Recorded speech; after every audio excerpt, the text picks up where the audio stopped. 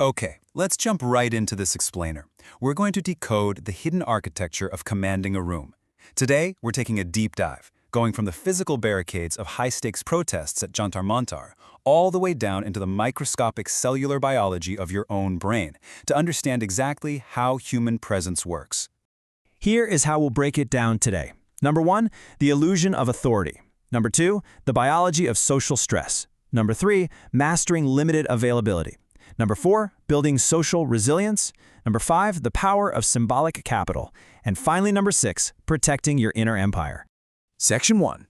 The illusion of authority, or the facade of force.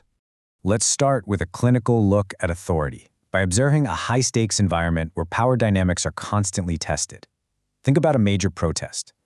On one side of the barricades, you've got authority figures trying to control a volatile situation using 10-foot steel barricades and communication jammers, literally hiding their identities behind handkerchiefs and concealed nameplates. They're projecting a facade of force, completely erasing their baseline behavior to avoid accountability. But on the flip side, you have protesters armed with absolutely nothing but their non-violent presence. They return evening after evening, totally unarmed, driven by this deeply rooted revolutionary spirit. What this shows us is that true presence is never about the uniform you wear or the heavy barriers you hide behind. It's about your unshakable baseline behavior. It's proving that a resilient human spirit heavily outlasts any physical force thrown at it. Section 2. The biology of social stress. Let's unpack the quote-unquote dying brain. To truly understand how to maintain that level of unshakable presence, we first have to look at the biological centrifuge inside our own heads that so often betrays us.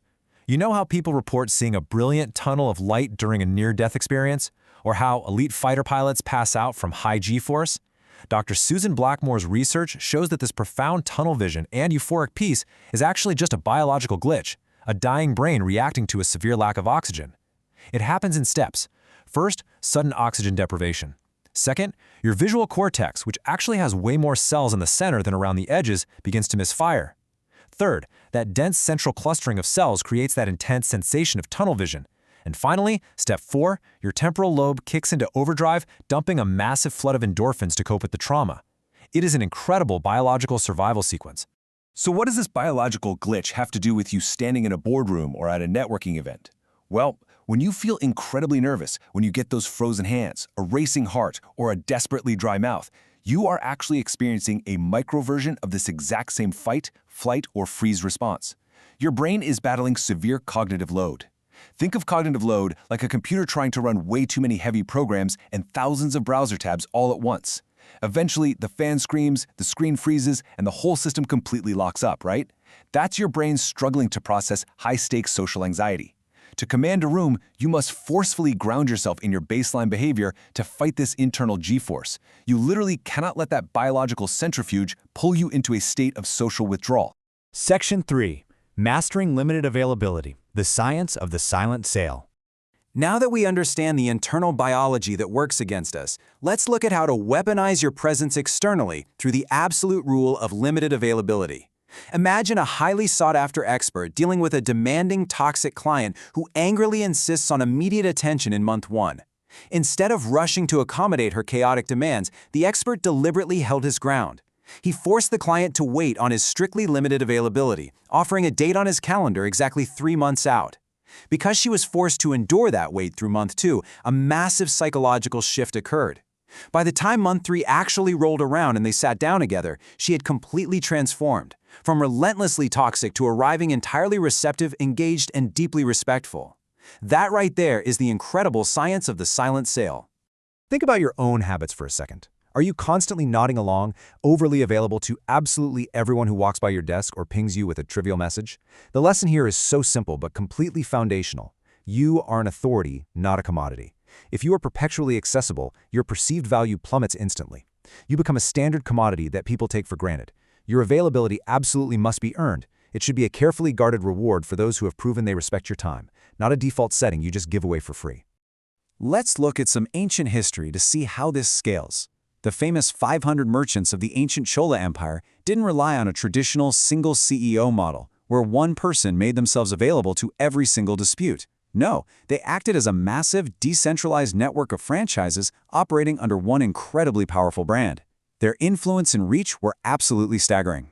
This is exactly the strategy you should aggressively use at modern networking events. Stop clinging to one person all night, desperately trying to be maximally available to them. Spread your personal brand like a sprawling franchise network.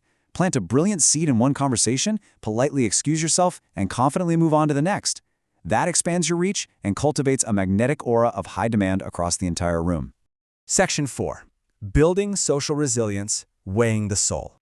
To truly act as a commanding authority, you've got to do some deep inside-out realization and boldly confront your own insecurities. 21 grams. Dr. Duncan McDougall famously claimed the human soul weighed exactly 21 grams after meticulously weighing people at the precise moment of their death.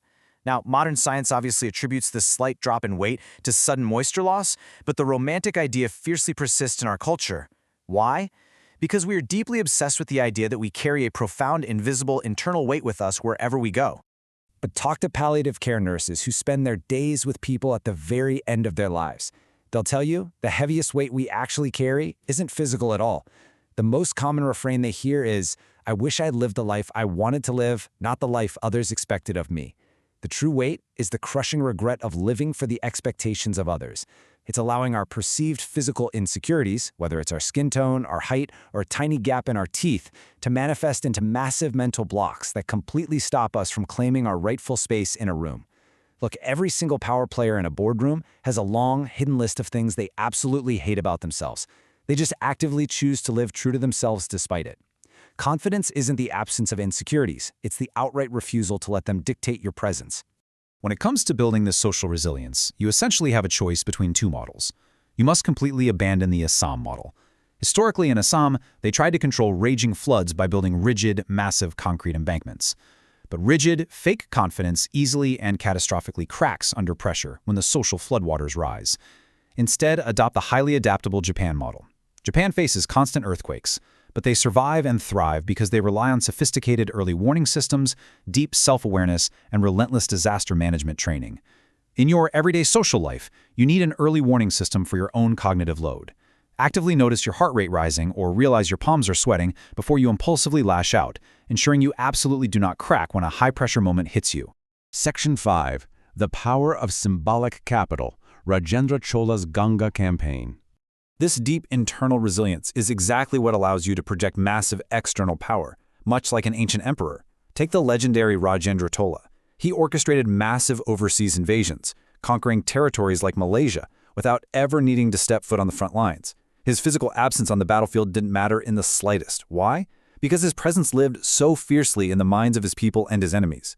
His symbolic capital and reputation were so immaculately strong that they commanded his generals across turbulent seas, coordinating complex military maneuvers from thousands of kilometers away. How did he cement that unquestionable legitimacy in the first place?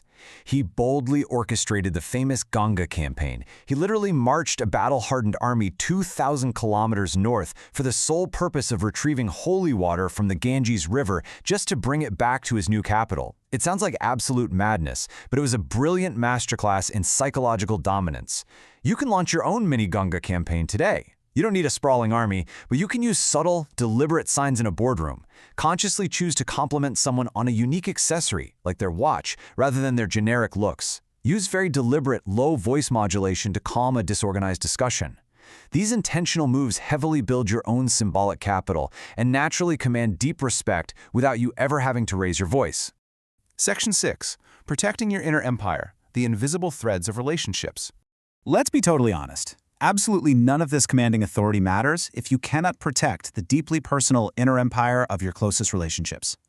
Behavioral science tells us that the two emotions that will absolutely destroy a relationship are contempt and disgust. But they rarely show up as giant screaming matches. Instead, they leak out as subtle red flags. That subtle nose flare from your partner? It's a classic sign of brewing passive aggression. The one-sided smirk? That projects a highly toxic sense of superiority.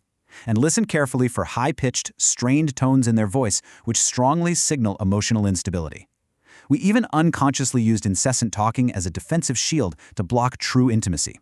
To be a grounded partner, you must maintain a consistent, low-pitch energy, remain deeply self-aware, and actively protect your inner empire from these insidious red flags. So once you master all these unwritten rules, once you conquer the biology of your social stress, leverage your limited availability, build your unshakable resilience, and become the parent of your own steady progress, you are left with one vital, profound question. Long after you have quietly left the room, what will your legacy of presence look like?